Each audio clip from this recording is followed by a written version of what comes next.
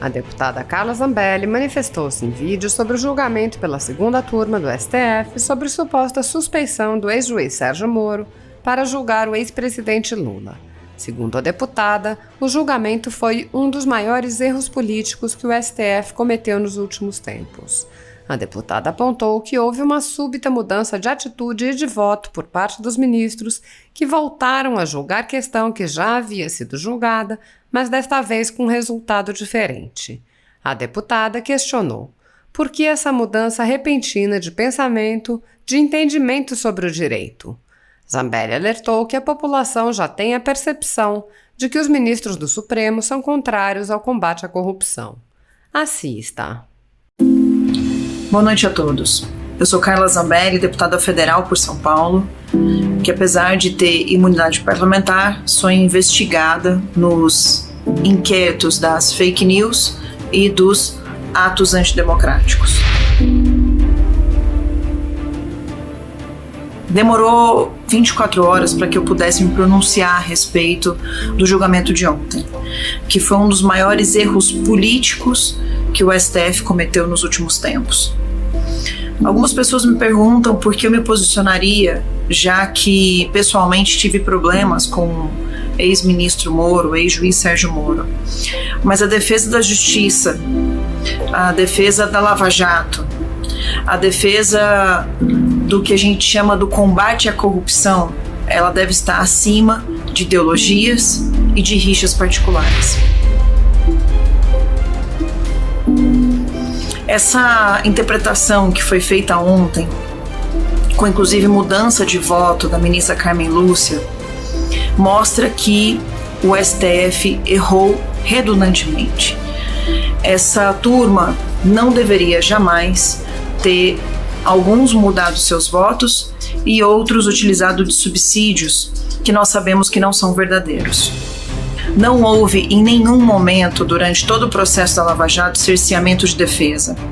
Se houvesse, o TRF responsável por julgar em segunda instância os casos da Lava Jato não teria aumentado a pena, o STJ não teria confirmado e o Pleno não teria julgado em 6-5 a questão tanto do ministro Sérgio Moro quanto do próprio processo da Lava Jato. Essa mudança de atitude e principalmente essa perseguição em cima do ex-juiz, ministro e ex-ministro Sérgio Moro só demonstram que o STF erra politicamente. Conheço algumas figuras, dentre elas o grande Dr. Ives Gandra Martins, que sempre que critica pontualmente alguma atuação do STF ou de membros do STF, ele fala do respeito e da admiração que ele tem por cada um dos senhores ministros do STF. E em seguida ele pontua as frases, os contextos ou as decisões às quais ele não concorda. Dr. Ives, pai, desde que o Dr. Ives Filho esteve no Tribunal Superior do Trabalho, jamais pegou, depois disso, qualquer ação trabalhista, porque enxerga ali conflitos de interesses. Essa mesma lealdade, essa mesma ética, essa mesma forma, lisura que o Dr. Ives Gandra tem de enfrentar e de advogar, a gente não enxerga no Supremo Tribunal Federal, o qual possui membros em que filhos, esposas possuem os seus escritórios de advocacia e diversas vezes a gente vê conflitos de interesses sendo simplesmente ignorados na hora de julgar os processos.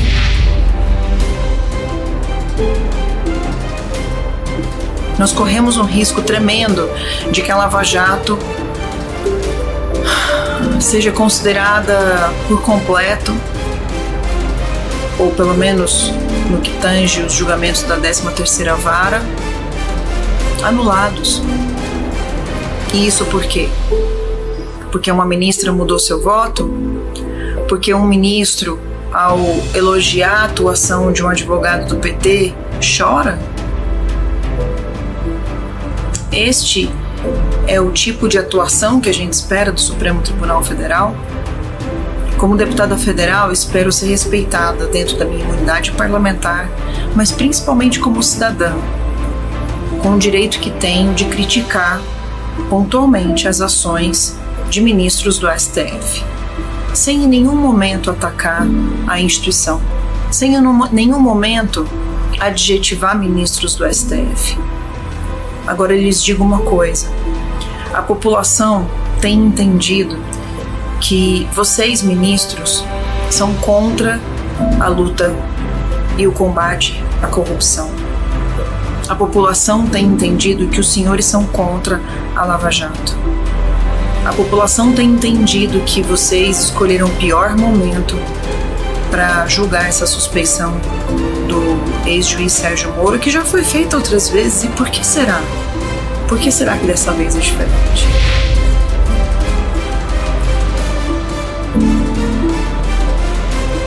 Por que essa mudança repentina de pensamento, de entendimento sobre o direito?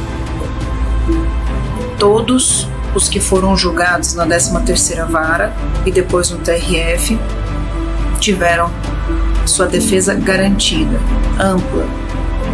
E, infelizmente, alguns ministros não estão enxergando o óbvio.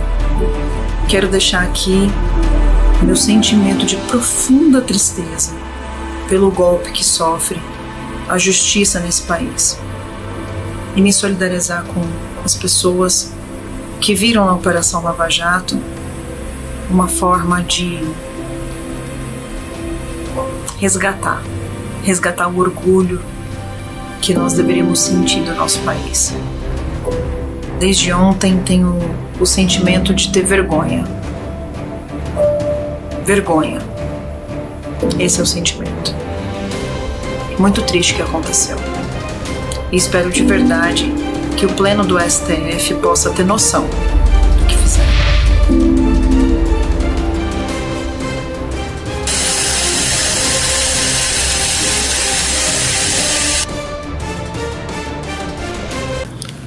Senhoras senadoras, senadores, telespectadores, o Brasil está vivendo um momento extremamente delicado.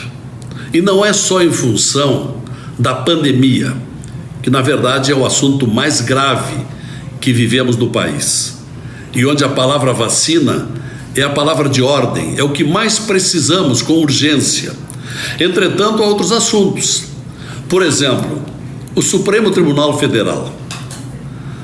A democracia, a sociedade brasileira deposita muitas esperanças na altivez, na imparcialidade, na respeitabilidade da sua Suprema Corte. Mas, infelizmente, tem acontecido desvios, exorbitância nas atribuições.